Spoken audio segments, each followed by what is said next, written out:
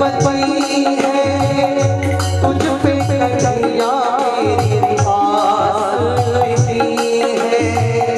सब कुछ गवाया बस रात बची है तुझसे कन्हैया मेरी आस है। सुना है तुम सुनते हो हम जैसों की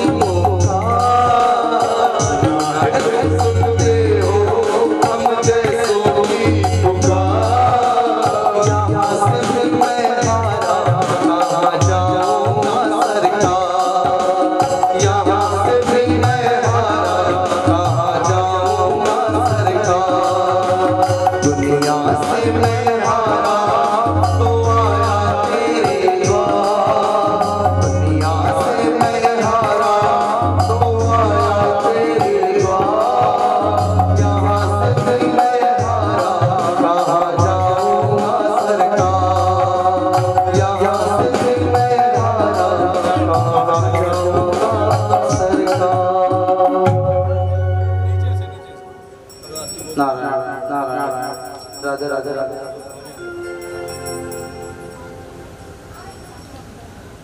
जय श्री कृष्ण जय श्री कृष्ण राधे राधे राधे श्री राधे राधे श्री भागवत भगवान की है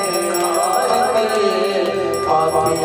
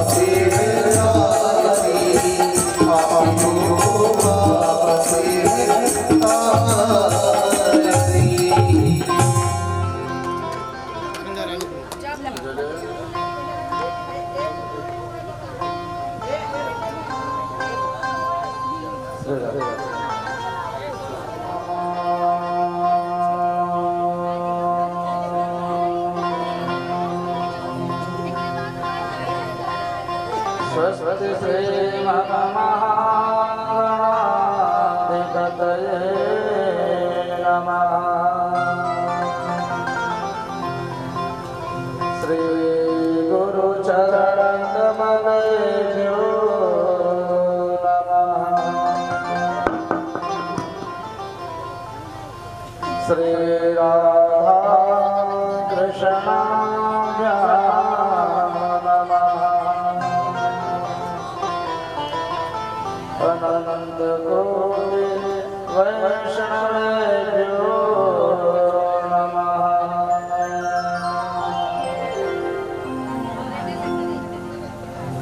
राधा साध्यं साधनमयस्य राधा मंत्रो राधा मंत्रदात्रे च राधा सर्वं राधा जीवनं यस्य राधा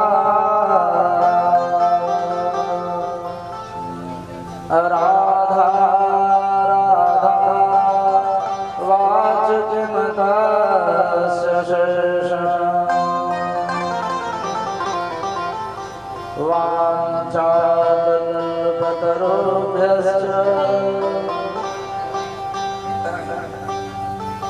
कृपा सिन्धुभ्येव च पतितानां पावनेभ्यो श्रीवैष्णवेभ्यो नमो नमः।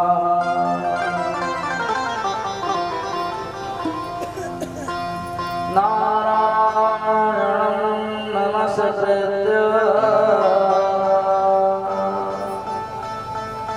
नरं चैव नरोत्तमं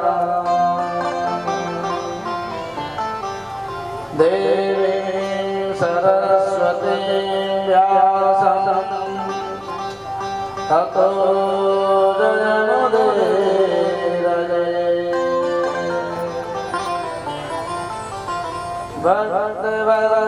भगवन्त गुरु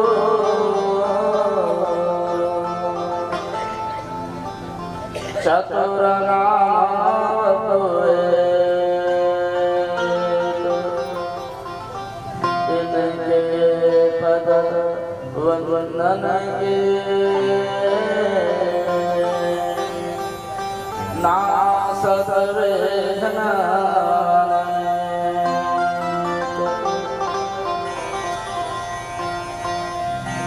जय जय श्री राधारमण जय जय नवल किशोर जय गोपी चित्तचोर प्रभु जय जय माखन चोर। प्रेम से बोलो बाके बिहारी लाल की अनंत कोटि वैष्णव की जय। आइए भगवान की अनंत शेष कृपा से संचालित बंदुरिया गांव में तिवारी के द्वारा आयोजित श्रीमद् भागवत सप्ताह सत्संग मंदाकिनी में गोता लगाने चलते हैं। उससे पहले बड़े प्रेम से भाव से आइए लोग श्री किशोरी के चरणारविंद का स्तवन करते हैं और अपने मन को जमुना के तट पर स्थित बिल्कुल जीवन में चलते हैं। श्री राधे जय राधे राधे राधे प्रिया प्रिया राधे जय राधे राधे राधे प्रिया प्रिया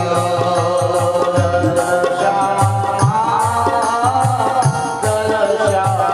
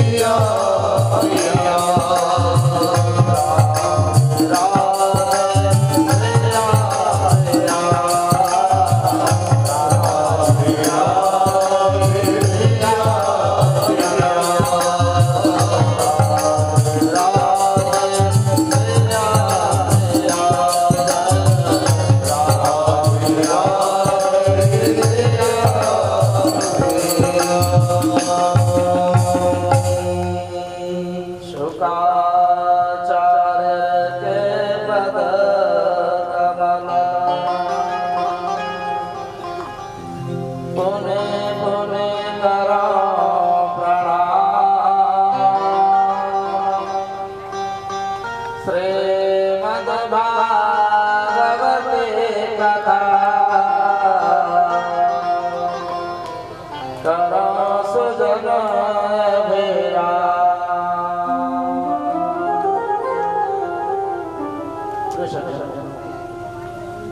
अब आइए वहाँ ले चलते हैं जहाँ पर गंगा के परम पावन तट पर ब्रह्मर्षि शुक्राचार्य महाराज राजर्षि को संतों के मध्य में भगवान की कलमशनाशनी भुवन पावनी दिव्य मंगल में कथा सुना रहे हैं। कल हम लोगों ने जब प्रेम से भाव से श्रवण किया, दिव्य अनेक प्रकार की बधाइयाँ बजी हैं, महोत्सव हुआ है। लेकिन देवर्षि नारद के द्वारा जब संवरासुर नाम के एक राक्षस को पता चला है कि इसी कृष्ण के लाल के द्वारा मेरी मृत्यु निश्चित है, तो वह छठे दिन प्रसूतिका गृह से उस बालक का हरण करके और उसको लेकर के उड़ता हुआ जा रहा है। देवर्षि नारद के बहकावे में आकर के समुद्र में फेंक दिया। एक बहुत बड़ी मछली उसको निगल गई है, लील लिया है। प्रद्युम्न जी महाराज मछली के उदर में पल रहे हैं, लेकिन मृत्यु नहीं हुई। ये साधारण नहीं है, ये साक्षात कामदेव है, वही कामदेव। जब तारकासुर नामक राक्षस के उत्पात से त्रिलोकी में हाहाकार मच गया, भगवान शिव परम वैरागी होकर के परम ब्रह्म परमात्मा श्री राम के चिंतन में लीन है। उनकी प्राण वल्लभा सती अपने पिता के यज्ञ में अपने देह को योगाग्नि में जला करके त्याग दिया, नष्ट कर दिया है। ब्रह्मा जी से वरदान पाकर के तारकासुर अत्यंत आतताई हो गया है। वह अपने आप को अमर मार बैठा है, क्योंकि इसका विनाश मात्र शिव जी के पुत्र से ही होगा, शिव अंश से होगा। और शिव जी महाराज वैरागी बने समाधि में लीन है। देवताओं के कहने पर कामदेव भगवान शिव के मन में क्षोभ उत्पन्न करने के लिए जाते हैं, और भगवान शिव कुपित हुए हैं।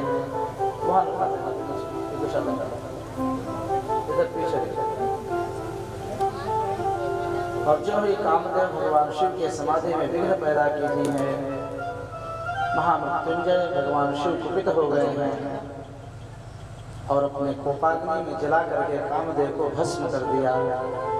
रति विलाप करती हुई आई है, भगवान शिव से प्रार्थना करती है, नाथ आप जगत के पिता कहलाते हैं, हम आपकी पुत्री व्रत हैं, आपने मुझे विधवा बना दिया।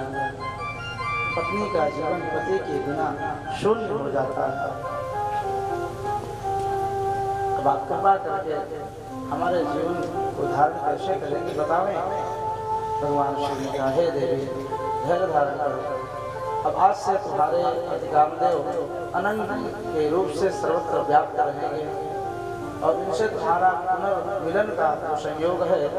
द्वापरावतार में जब भगवान नारायण कृष्णावतार लेंगे, द्वारिका लीला में उनके पुत्र के रूप में तुम्हारे पतिदेव उत्पन्न होंगे। गोस्वामी पाद जी बड़े भाव से इस गाथा को संक्षेप में गाए हैं।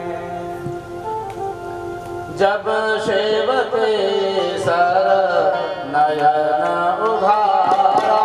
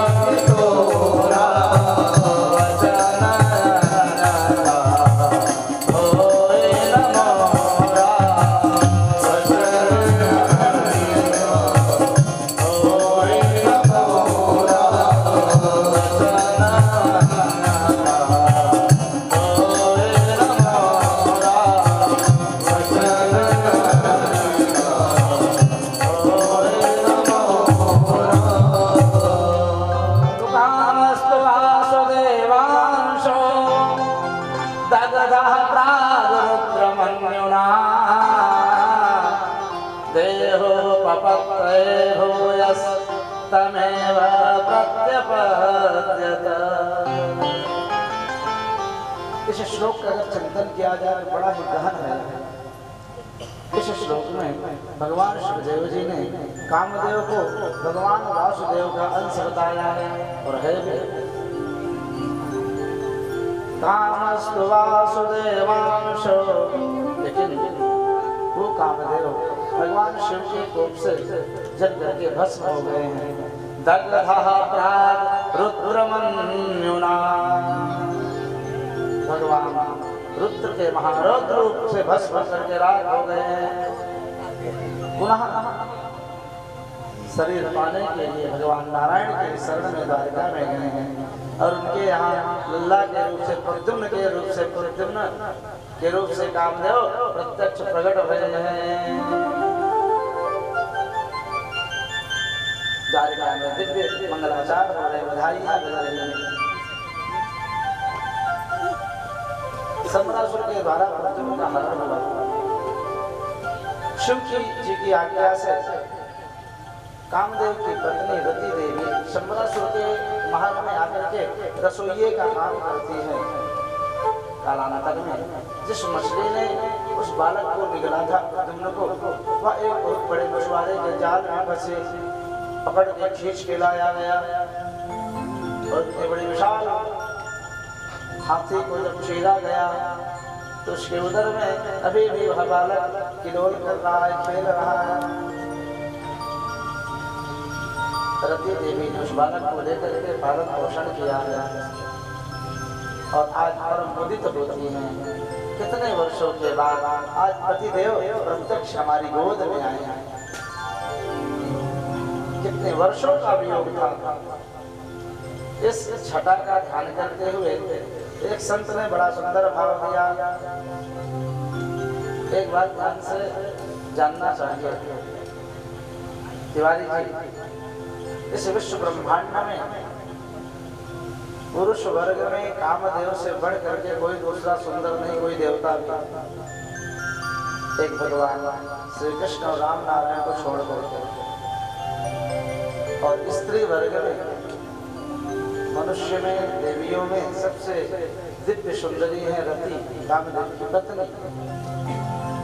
तो चंद्र बदन मृगलोचनी सुंदर्यते सुकुमार, वह चंद्र बदनी मृगलोचनी रति देवी अपने पति को बालक के रूप में प्रद्युम्न के रूप में पाया है।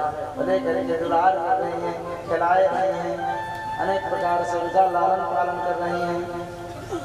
चंद्र बदनी मृगलोचनी सुंदर्यते सुकुमार, अब अपने पति को गोद ले बिहसत विधवा नारी। ऐसे दिव्य लीला है तो विधवा अपने पति को गोद में ले करके किलोल कर रही, खिलाए रही हैं। दिव्य रसायनी तांत्रिक विद्या के द्वारा कुछ काल के अनंतर रति देवी ने प्रद्युम्न को युवावस्था में प्रकट करा दिया। अब जब प्रद्युम्न युवा अवस्था को प्राप्त हुए हैं, रति माता लौकिक हाव भाव करने लगी, अनेक प्रकार के आलिंगन आदि की चेष्टा करने लगी। प्रद्युम्न ने बड़ी तेजी से डांट लगाई, हे देवी, ये तुम कैसी कुचेष्टा कर रही हो? तुम तो मेरी माता की तरह हो, माता की तरह तुम मेरा पालन पोषण किया है, तुम ऐसे लौकिक व्यवहार कैसे कर रहे हो? रति देवी हाथ जोड़ करके खड़ी हो जाती हैं। हे नाथ, मैं आपकी मां नहीं हूं, आप हमारे पतिदेव ही हैं। मैं आपकी धर्म पत्नी रति हूँ। भगवान शिव के कोप से आप पूर्व काल में भस्म हो गए हैं। शिव जी की आज्ञा से हम आपके मिलन के इंतजार कर रहे हैं। आपकी माँ भगवती रुक्मिणी हैं और आपके पिता साक्षात द्वारकाधीश भगवान श्री कृष्ण हैं। पूर्व काल के भगवान शिव के दग्ध की बात याद दिलाई है तो कामदेव को याद आयो है अपने स्वरूप का। ओहो रति, तुम प्रेम से भाव से प्रसन्न बने हैं। प्रद्युम्न रूपी कामदेव का और रति का दिव्य मिलन हुआ। कुपित भय है प्रद्युम्न। रुक्मिणी ने बता दिया था भवान नारायण सुतः संवरेणाहितं गृहात् अहं ते धृता पत्नी रतिः कामो भवान् प्रभो। जब अपना पूर्व परिचय ज्ञात हुआ है और जिस दुष्ट शंबरासुर ने मेरी माता से मुझे दूर किया है, कुपित भय है, अनेक प्रकार के दिव्यायुधों से सज्जित होकर के शंबरासुर से बड़ा भयानक युद्ध हुआ इनका। ब्रह्मा जी ने शंबरासुर का अंत प्रद्युम्न के हाथ से लिखा था। शंबरासुर का वध हुआ और कई वर्षों के बाद प्रद्युम्न आज रति देवी को साथ में लेकर के द्वारिका पहुंचे हैं। जब प्रद्युम्न लल्ला खो गया था रुक्मिणी का, द्वारिका वासियों ने, सैनिकों ने, बलराम जी ने बहुत खोजवाया लेकिन कहीं पता नहीं चला था। श्री हरि नारायण सब कुछ जानते हैं, लेकिन भागवत जी में एक श्लोक आता है, उसमें लिखा है यत् परोक्ष प्रियो देवो भगवान विश्व भावन। भगवान को अत्यंत गुप्त बातें बड़ी प्रिय लगती है, किसी रहस्य को अतिशीघ्र नहीं खोलना चाहिए, नहीं तो उसका फिर आनंद मजा नहीं आता है। और इस प्रकार से जो ही प्रद्युम्न लेकर के रति को द्वारिका पहुंचे हैं, रुक्मिणी माता के दर्शन किए हैं, चला है वर्णन है सज्जनों। जो रुक्मिणी ने प्रद्युम्न को देखा है, स्तनों में दूध उतर आए, हृदय में आनंद की उमड़ आने लगी है, आंखों में प्रेमाश्रु आए गए और भाव में आकर के अपने लल्ला की याद में विभोर हो जाते हैं। कितना सुंदर बालक है, हमारा भी एक लाल हुआ था, न जाने वो कहाँ गायब हो गया, आज तक वो अति पता भी नहीं चली है। अगर कदाच तो जीवित होगा तो ऐसे ही हो गया होगा। देवर्षि नारद तत्क्षण प्रकट हुए भगवदाज्ञा से और नारायण नारायण करते हुए कहते हैं हे माँ, हे रुक्मिणी चिंता मत करो, ये कोई दूसरे नहीं, वही तुम्हारे लाल प्रद्युम्न ही हैं। शंबरासुर ने हरण किया, उस गाथा को बताया है, क्योंकि भगवान ने इशारा किया हे देवर्षि नारद, अब आप उस दिव्य रहस्य को खोल दो। विज्ञातार्थोऽपि भगवान् तूष्णी मास जनार्दनः नारदो कथयत सर्वं शंबराहरणादिकम्। आज भगवद आज्ञा से देवर्षि नारद ने शंबरासुर के हरण की लीला प्रद्युम्न के समस्त गाथा को खोल करके रख दिया। द्वारका में आनंद उल्लास छा गया है। कालांतर में रुक्मिणी के और भी 9 पुत्र उत्पन्न हुए हैं। आगे सज्जनों, एक दिन की बात है कि शत्राजित नाम का एक खंड छोटे प्रांत का राजा आया है, मंत्री है वह, और कृष्ण के सामने सब राजपाट के विषय में बताया है। उसको आता हुआ देख करके कुछ सैनिकों को बहुत ही आश्चर्य हुआ, क्योंकि उसने अपने कंठ में एक दिव्य मणि धारण कर रखी थी, सूर्य नारायण से प्राप्त किया था, समंतक मणि जिसको कहते हैं। इतनी दिव्य प्रकाश छटा बिखेर रही थी कि सैनिक भयभीत होकर के द्वारकाधीश कृष्ण के पास पहुंचे। हे प्रभु, लगता है आपके दर्शन के लिए, आपसे मिलने के लिए न जाने सूर्य आ रहे हैं, अग्नि देवता आ रहे हैं, कोई ऋषि मुनि तेजस्वी आ रहे हैं। भगवान मुस्कुराते हुए कहते हैं हे सैनिकों, न तो अग्नि है न सूर्य है, सत्राजन मणिनाजलम, सत्राजित है मणि के प्रभाव से प्रकाशित कर रहा है। प्रभु ने मणि की याचना की, अगर उस मणि को कोष में रख दो तो इससे प्रजा का कल्याण होगा, क्योंकि दिने दिने अष्टभारान शरणो तो प्रदर्श्यति। प्रतिदिन पूजा के बाद वह समंतक मणि ऐसी अद्भुत थी कि 8 भार सोना वह पैदा करती थी, प्रकट करती थी। एक भार का परिमाप 8 भारा 20 तुला, 20 तोला का एक भार का परिमाप होता है। 160 तोला सोना स्वर्ण किन्निया वह प्रतिदिन प्रकट करती थी। तिवारी जी, अगर वो मिल जाए तो फिर क्या कहना है, फिर तो माला माल हो जाएगा, फिर तो अनवरत भागवत चलती रहे, बोलो राधे राधे। भगवान की याचना करने पर सत्यराज ने मना कर दिया, नहीं नहीं, ये हमारी निजी मणि है, हम सूर्य की कृपा से प्राप्त किए हैं, इसको हम नहीं देंगे। कुछ दिन बाद उसके भाई ने, जिसका नाम प्रसेन है, प्रसेन ने मणि की याचना की, भैया मणि मुझे दे दो, मैं भी धारण करके थोड़ा विश्राम करके घूम के आता हूँ। जैसे कोई बहुत बड़ी बड़ी गाड़ी तिवारी जिले फार्चूनर, क्या फार्चूनर आती है ना 35-40 लाख वाली, अब वो इतनी महंगी गाड़ी है के लिए है अपने लिए, लेकिन मान लो कोई भाई मांगे भैया थोड़ा चाबी दे तो हम भी थोड़ा मीटिंग में घूम आए। अब इच्छा तो नहीं है, कहीं लड़ाई भिड़ाई न दे, कहीं गड़बड़ ना हो जाए और कोई कमी ना हो जाए, क्योंकि गाड़ी वाड़ी खाने की ज़्यादा अच्छी रहती है, सब लोग जानते ही हैं। लेकिन अगर नहीं देते हैं तो भाई दुखी हो जाएगा और घर परिवार में मेहनत हो जाएगा। इसलिए न चाहते हुए प्रसेन को सत्यराज ने दे दिया, कंठ को मणि को कंठ में धारण किया, घोड़े पर बैठा, तलवार साथ में लिया और सीधे घूमते घूमते विचरण करते करते, एक बात है, मृत्यु जहाँ जिसके जिस बहाने होती है वहाँ उसको ले करके जाती है। एक गाथा पुराणांतर में आई है,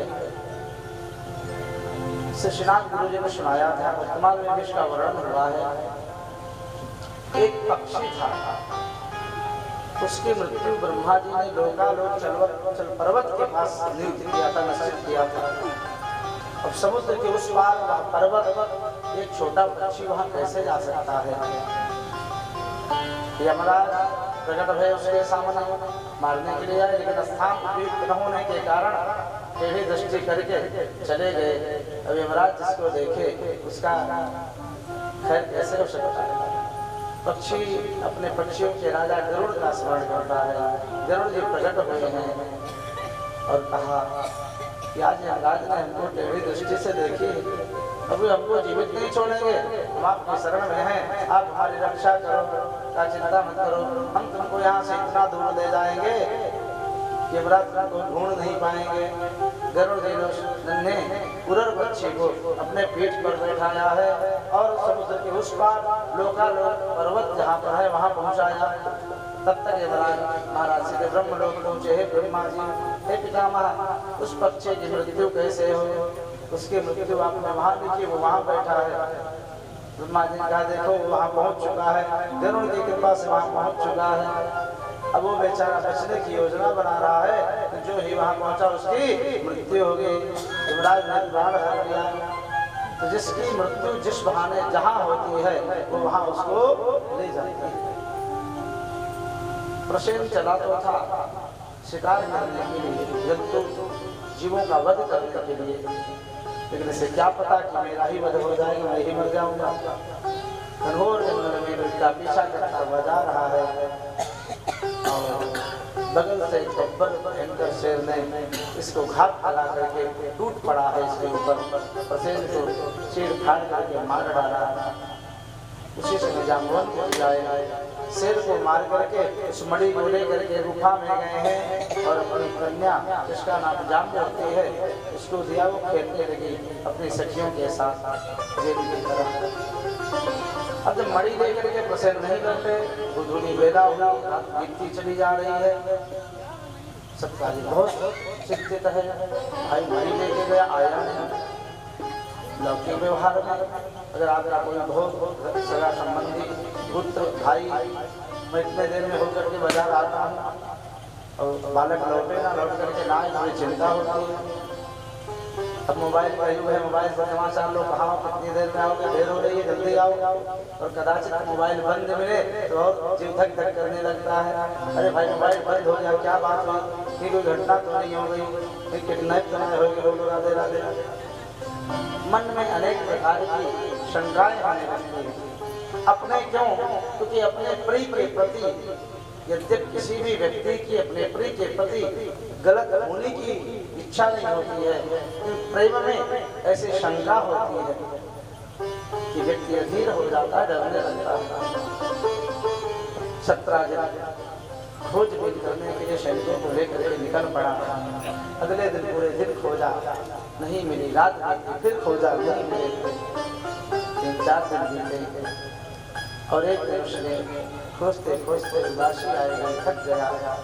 अपनी श्रीमती पत्नी से कहा है, हे देवी, न जाने प्रसेन का क्या हो गया, कहाँ गया। प्रसेन तो गया ही, साथ में मणि का भी कोई पता नहीं चल रहा है। मणि कहाँ हो गई, कौन छीन लिया। हे देवी, हमारे मन में एक शंका हुआ हो रहा है। हमारे मन में ये शंका हो रही है कि एक दिन कृष्ण ने मुझसे मणि की याचना की थी, मांग की थी सभा में, मैंने मना कर दिया। नहीं, ऐसा तो नहीं कि कृष्ण ने एकांत में मेरे भाई को मणि के साथ पाया हो और सैनिकों के द्वारा वध करवा के मणि छीन ली हो। लेकिन हे देवी, जब तक ये बात सिद्ध न हो जाए, सच्चाई से पता न चल जाए, तब तक तुम काहू से कहियो मत। यही तो बहुत बड़ी विडंबना है माता जी। आप लोगों का हृदय इतना कोमल होता है कि कोई भी गंभीर बात को बचाए ना सको। और उसने भी वैसा किया। उसकी सखी आई, उदास बैठी है। बहन कहा भयो, देवर नाई आया, मड़ी नाई मिली, नहा मिली बहन, बहुत दुखी है। लेकिन आज पतिदेव जो बताए थे उसको कहा, बहन हमारे पतिदेव ने बात बताई है तो हमारी बहुत अपनी हो, इसलिए तो बताए नहीं, तुम काहू समझ रही हो। अरे हम तेरी कसम खाएं, हम काहू से लाए करेंगे। और वहाँ ने अपनी सखी से बताई, वो गई अपने घर में, दूसरी सखी से बताई। इस प्रकार से परस्पर एक दूसरे से कहती गई, करड़े करड़े जपन जना।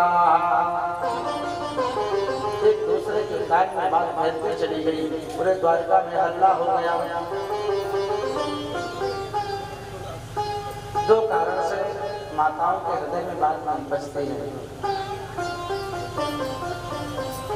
गुरुवार की व्रत की कथा बहुत लोग माताएं बहनें की होंगी। उसमें भी ये लिखा हुआ है कि माताएं 2 शेर भोजन पचाए सकें, लेकिन 2 अक्षर की गुप्त में बात को रहस्य को ना पचाए सकें। क्यों?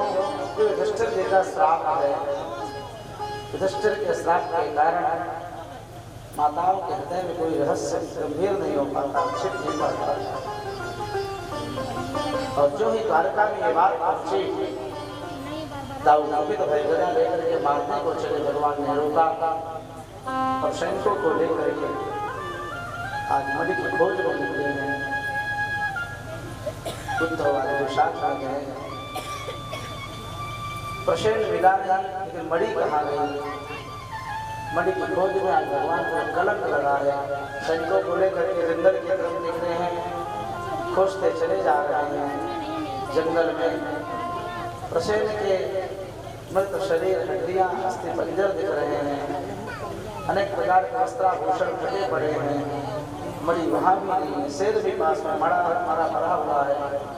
शेर ने मारा प्रसेन को और शेर को मारा जाम्बवती जी ने।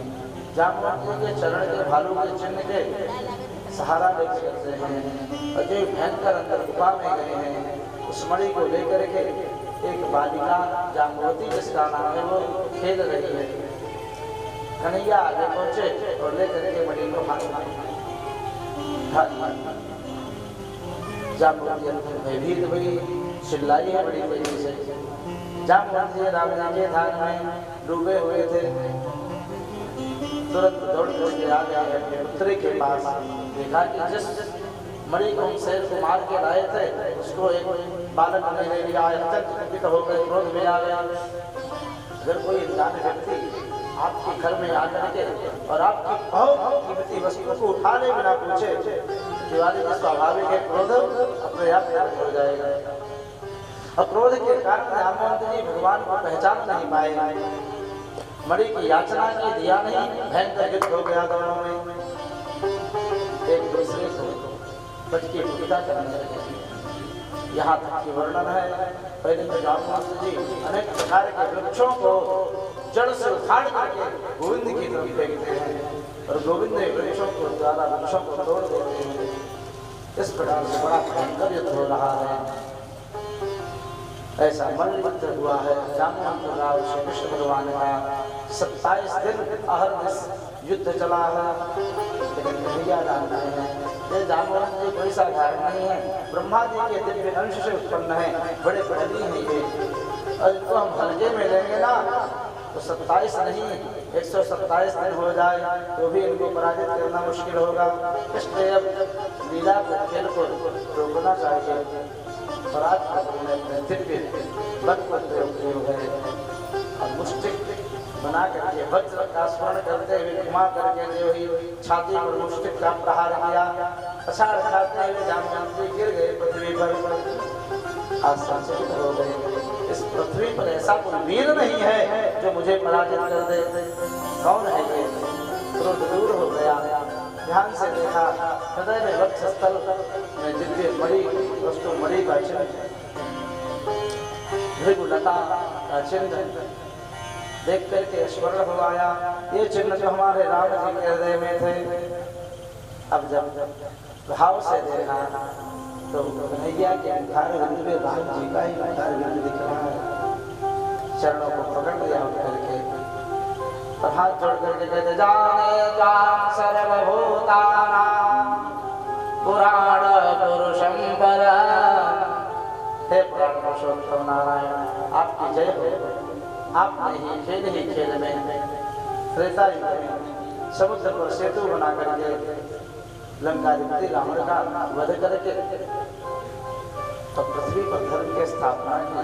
हे प्रभु, इस मणि को भी लो और ये हमारी कन्या है, इसको भी मैं आपको दान देता हूँ। भगवान मणि और कन्या को लेकर के आए हैं। जो द्वार पर कुछ सैनिक थे वे भी लौट आए थे। बीच में वसुदेव जी ने सुना कन्हैया जो गुफा में गए कई दिन हुआ, भयभीत हुए, बड़े दुखी हुए हैं। वसुदेव जी देवर्षि नारद आए। नारद जी का चिंता क्यों करते हो? भगवती दुर्गा आराधना करो, माँ समस्त मनोकामनाओं को पूर्ण करने वाली है। और ऋषि प्रसन्न में दुर्गा कृष्णोपलब्धये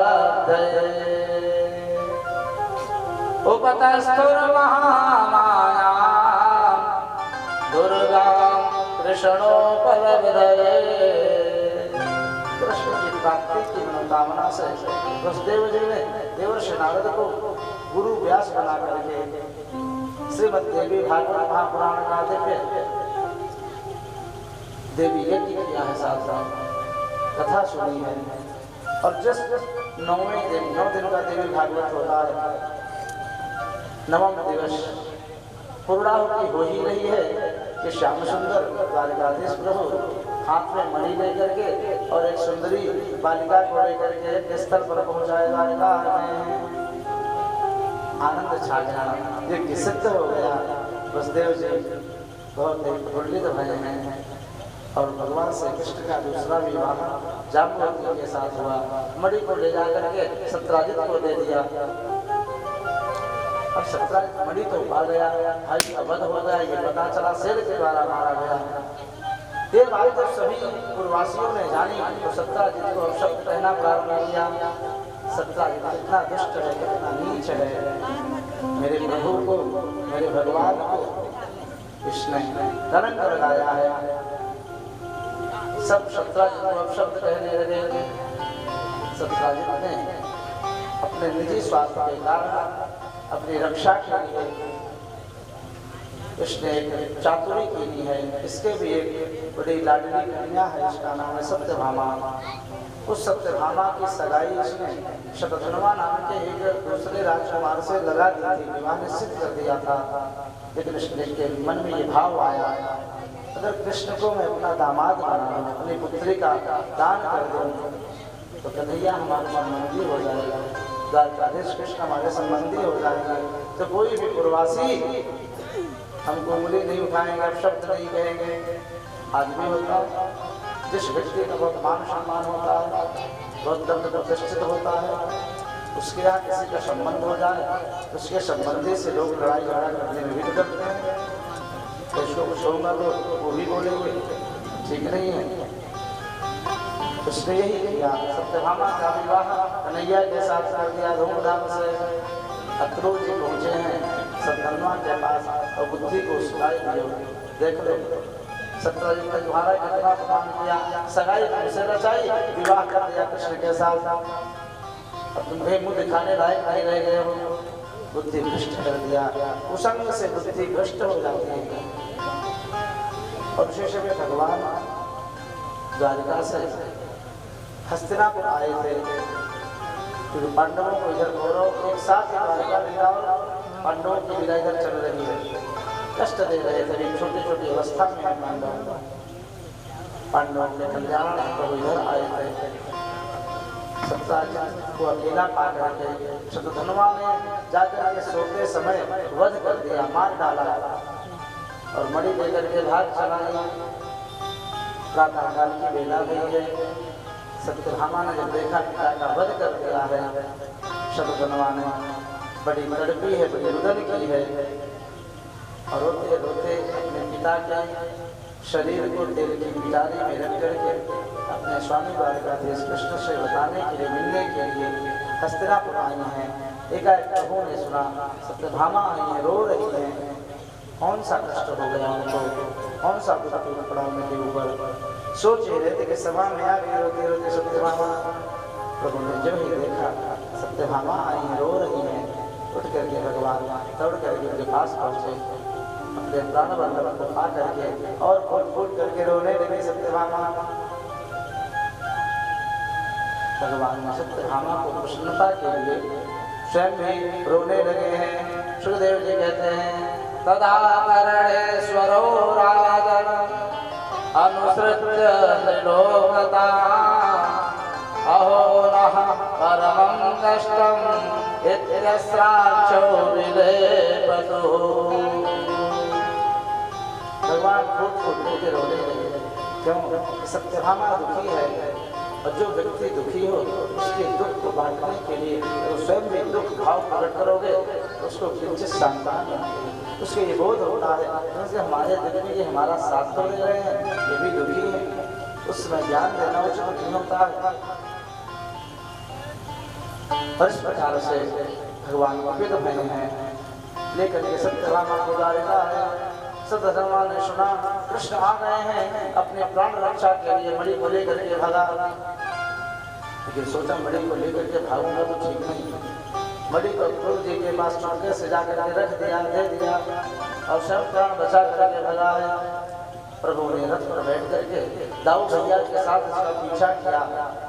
द्वारका से भागते भागते कई दिनों तक भागता रहा, घोड़ा पर बैठ करके। भगवान ने रथ से पीछा करते करते मिथिलांचल पहुँच गए, ठहरते ठहरते पीछा करते करते प्रभु ने सुदर्शन चक्र से उसका वध किया, लेकिन शरीर में पास में मणि नहीं मिली। दाऊद जी ने कहा, भगवान ने कहा कृष्ण तुम जाओ द्वारिका की स्थिति देखो और मैं जनक जी के यहाँ घूम करके बाद में आऊँगा। यही जनकपुरी है जहाँ यही बलराम जी त्रेता युग में लखन के रूप से सखियों के साथ खूब ठिठोर किए थे। बड़े प्रेम का वर्णन है श्री रामावतार में। और इस प्रकार से वहीं पर दुर्योधन भी महाभारत की तैयारी की वेदिका का ज्ञान युद्ध सीखता है, कौशल सीखता है। भगवान द्वारिका आए हैं, मणि के अत्यंत स्वर्ण प्रकट करते हैं। क्रूर जी मणि को लेकर काशी चले गए, खूब दान दक्षिणा कर रहे हैं। प्रभु को पता चले क्रूर जी मणि लेकर के काशी चले गए हैं, मणि क्रूर जी के पास है। अब क्रूर जी पकड़ गए तो मणि देकर के क्षमा प्राप्ति बनते हैं। और इस प्रकार से समन्तक मणि की लीला संपन्न हुई है। ध्यान देना, भाद्रवा शुक्ला चतुर्थी के दिन चंद्र दर्शन सर्वथा वर्जित है। अगर उस दिन कोई भी व्यक्ति भूखे में भी चंद्रमा का दर्शन कर लेना तो उसे निश्चित कलंक लगता है। एक वर्ष के अंदर कोई ना कोई गलत काम नहीं भी किए रहेगा तो भी कलंक लगेगा, चोरी का ही कलंक लग जाएगा। और एक बात बताए, शास्त्र में भागवत जी के 6ठ स्कंद में एक श्लोक है, हेमंतम वाच्यतां प्राप्तं सुखयन्त्यपि नो गुणाः। अगर कोई अत्यंत प्रशंसनीय व्यक्ति, लब्ध प्रतिष्ठित व्यक्ति को कहीं कलंक लग जाए, कहीं बेइज्जती हो जाए तो वह बहुत ही दुखदायी होता है उसके लिए। फिर उसके कितने भी गुण हो, वे गुण उसको सुखी नहीं कर पाते हैं। इसलिए भाद्रवा शुक्ला चतुर्थी के चंद्र दर्शन का निषेध करना चाहिए, बचना चाहिए, उसका दर्शन ना हो। लेकिन देव का विधि का विधान ऐसा है कि भाद्र शुक्ला का चंद्र बहुत तेजी से प्रकाशित रहता है और हो ना हो नजर पड़ ही जाए, और यदि दर्शन हो जाए नजर पड़ जाए तो इसी 2 अध्याय का पाठ कर लेना चाहिए, सुन लेना चाहिए। संस्कृत ना आवे तो उसका हिंदी का पाठ कर ले तो उस दोष से मुक्ति मिल जाती है। नहीं तो आप विश्वास ना हो, आए भाद्र शुक्ला चंद्रमा को देख लेना, निश्चित कलंक लगेगा। तो कलंक क्यों लगता है? उस दिन का चंद्रमा क्यों निषेध है? तजऊ चौथ के चंद्र की नाई सुंदरकांड में भी कहा ने रावण से। बात ऐसी है, गणेश पुराण में एक कथा आती है। भगवती पार्वती ने गणेश जी का जब अग्र पूजा करने की योजना बनाई है, मूषक चूहा इनके बने हैं। एक गंधर्व था, श्रापित था, वह दिव्य चूहा के रूप में ऋषियों के आश्रम बड़ा उपद्रव करता था। गणेश जी ने उसका दमन करके उसको अपने वश में किया और उसको वरदान दे करके अपनी सवारी बना ली, अपनी गाड़ी की तरह प्रयोग किया। अब सज्जनों, गणेश जी लीलार्थ पार्वती जी ने बुलाया सब देवताओं को, आज हमारे गणेश जी चूहा के ऊपर सवारी करेंगे, सभी देवता आए देखें दर्शन करें। लीलार्थ गणेश जी ये जानने के लिए कि हमारे प्रति किस देवता में क्या भावना है। चूहे के ऊपर बैठ रहे थे, जान करके फिसल करके गिर गए। जो ही गिरे सब देवता को शांत थे। गणेश जी कोई साधारण नहीं है, साक्षात परमात्मा नारायण के दिव्य ज्ञान ही तो ज्ञानम गणेशो मम चक्षुरर्का, बुद्धि के देवता हैं, विद्या वारिधि ज्ञान विधाता कहे जाते हैं। और इस प्रकार से गणेश जी जो ही चूहे के ऊपर से फिसल करके गिर गए लीला, सब देवता तो मौन थे, चुप थे, लेकिन चंद्र देवता खिलखिला करके हंसी उड़ा दिया। गणेश जी कुपित हो गए और श्राप दे दिया। जिस दिन ये लीला हुई थी उस दिन भाद्र शुक्ला चौथ हुई थी, श्राप दे दिया, हे चंद्र जाओ तुम्हें कलंक लगेगा। जो व्यक्ति आज तुम्हारा दर्शन करेगा उसे भी कलंक लगेगा, तुम्हारा दर्शन आज के दिन निषिद्ध हो जाएगा, मैं श्राप देता हूँ। देखो, लौकिक भौतिक लीला में नारायण भी अगर आते हैं तो वे भी मर्यादा को स्वीकार करते हैं, और भगवान को भी गोष्पदी कृत एक गड्ढे में जल भरा हुआ था। भादव शुक्ला चौथ के चंद्रमा का दर्शन उस जल बिंब में हुआ था, इसके कारण इतना भयंकर कलंक लगा था। फिर जिसको प्रत्यक्ष रूप से न लगे ऐसा कैसे हो सकता है? इस प्रकार से लीला भी संपन्न हुई है।